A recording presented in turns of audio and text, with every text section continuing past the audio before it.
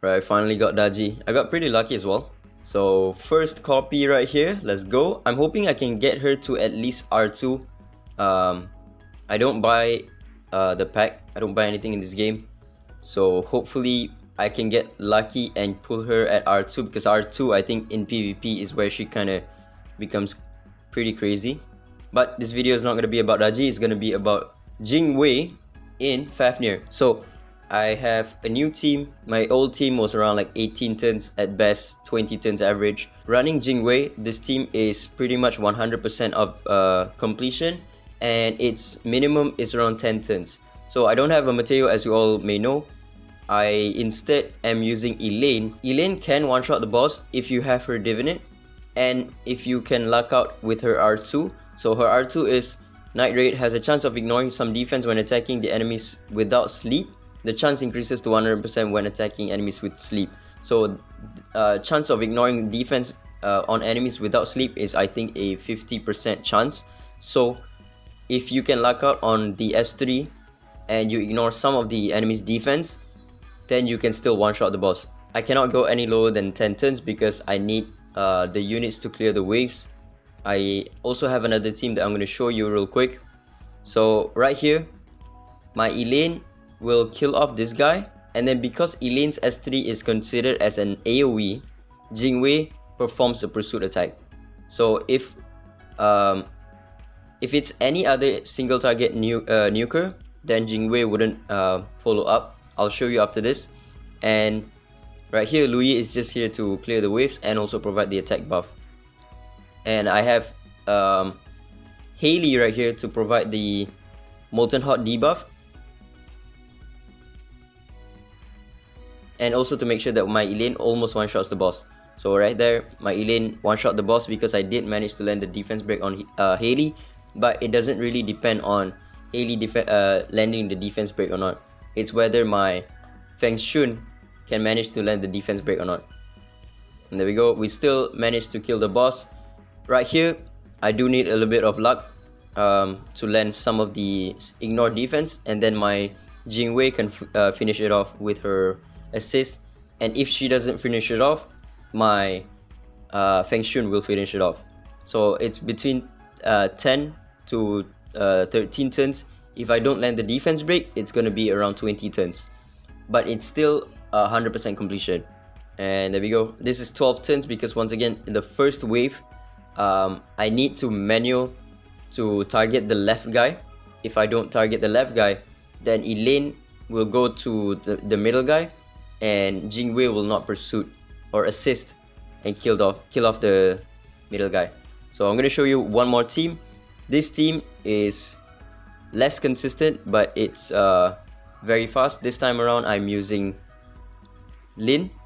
Now Lin cannot one-shot the boss because she only has 2 hits. Fafnir has a passive that does not allow you to do, I think, more than 35% of his HP on a single hit.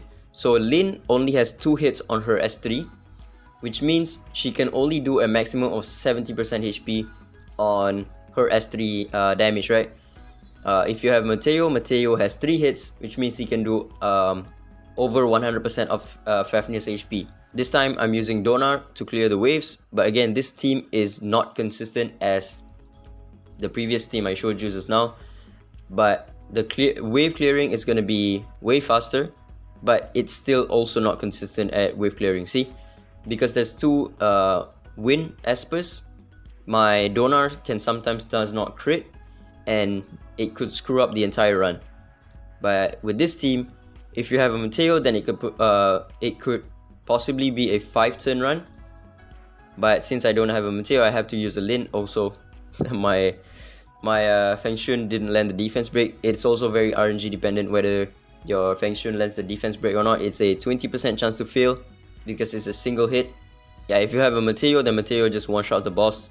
So it's a 5-turn run. You clear the waves within 2 turns. Wow, okay. Didn't even crit as well. And also this is very stat dependent on your Donar, so it's not really advisable to run this team unless you have a good enough relics to make sure your Donar one-shots and have enough speed. You need to have enough speed for him to outspeed the boss, which is I think around 150, as you can see. very inconsistent when it comes to wave clearing, because you need to crit on the two guys, otherwise it's a fail. So you still also need to semi-manual it. You need to target the ones on the front for you to lower the RNG. But once you clear the wave, right here you need to rely on the RNG of landing the seer debuff, which is very high, and then landing the defense down on Feng Shun. And unfortunately I did not manage to bring down the boss to its last bar, so yeah, it's still gonna be pretty slow. Again, I cannot really max out Lynn's damage. Her damage is already maxed out. Even if I give her like the best of the best relics, her damage will still be the same because it's already capped. So this team, what you want is you want your Feng Shun to be on hold fast set, and then you also want your Ethan to be on hold fast set, both of them having 100% resist to boost your Donar's defense so that he can one-shot the first wave with the Thundercrack passive. And you also need your Thundercrack passive to be maxed out. If it's not maxed out, then it'll be on cooldown on the second wave and it wouldn't work. So you need him to be maxed out, so it's a 2-turn, so that on every wave it will reset its cooldown, right? And then you also want your Lin to be, or if you have a Mateo, then Mateo would be the best, so it's a 5-turn run instead of a 10-turn run. And then your Yushu needs to be on Ggez set, and the reason is because you want your Donar to have at least 3 buffs at the start of the round, so that when he does his S1, Yushu will perform her pursuit attack with the seer debuff on her S1. Again, this team is very inconsistent because you do need to rely on a lot of RNG when it comes to wave clearing, which is why this is the team that I've been using to farm. Again, this is for those who don't have a Mateo. If you have a Mateo, the team would be completely different and it would be way faster to clear the Fafnir, because when I run Elaine or when I run a Guang, which I'll show you in a bit, I cannot one-shot the boss without a Haley, which means my Haley needs to take a turn. If you have a Mateo, Mateo would not need any support from Haley, and you can just run any other unit, which is like maybe R2 Ethan, to help you get a little bit more speed and a little bit more damage without taking a turn, right? But because I cannot one-shot the boss with Elaine or with Guang, I need to run a Haley to provide me with the Calamity set buff. Louis can be on any set, but you want him to be on the 2-piece set, Ggez set. Sorry, not Adamantine set, it's Ggez set now, right? So the reason is because you want Haley to have at least 3 buffs at the start of combat. I'll explain in a bit. And then this 4-piece set, you want him to be as much damage as possible, but keep in mind you need him to be lower attack than your Elaine or your Nuker, whatever it is. And then Yushu, she's on damage as well, crit damage, defense, and defense. Once her nerf rolls in, I don't know if I can still make the 10 turns run consistent, because sometimes my Elaine doesn't one-shot, and when my Elaine doesn't one-shot, I need to rely on her damage to kill off 20% of Fafnir's HP, and then Elaine is just pure damage. Also, with this strategy, you do need Feng Shun to be at R2, because without his R2, he's going to be very inconsistent with the buffs that he provides. You need his R2 to provide the guaranteed attack buff to your Nuker, right?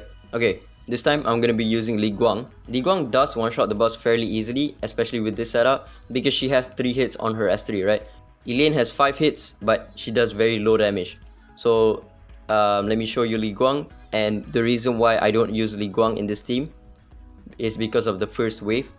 As I showed you just now, Elaine's S3 is considered as an AoE, right? Which means when I target this guy, Elaine will then, Jingwei will then perform the assist on the male guy. But because Guang is single target on her S3, when I target this guy with her S3, she doesn't perform the assist on the middle guy. And that's the reason why I don't use Guang and use Elaine instead. At this point, it's just going to be the same, but on the boss wave, Guang can just one-shot the boss without any RNG, because when it comes to Elaine, I do need to land some of the ignore defense for her to one-shot the boss, right? So right here, okay, I didn't land the defense break. Nice. If you have like some levels in your Guang Divinate, then it's going to be easier. But since I don't really want to spend stuff on my Guang cannot one-shot the boss without Haley's support. So this time around we got lucky and my Feng Shun managed to clear 2 of the enemy's first wave, which means I still can get a 10 turn right here. Okay, Guang just one-shots. There we go, 526,000 because of Haley's buff that she provides, right? And there we go. Those are the team. Again, the sets are the same. I'm using the exact same set for Elaine on my Guang. So this is more so of a budget, non-Mateo Fafnir team comp. But again, you do need to have an R2 Feng Shun for this to work. And the rest is just R0. You need your Luyi. Luyi is a free-to-play expert that you can get from the shop. He doesn't need to be on any resonance. You don't need his divinate. And then Haley just needs to be at R0. No skill ups. You do need her to be at R6, but she's free right now, so get her.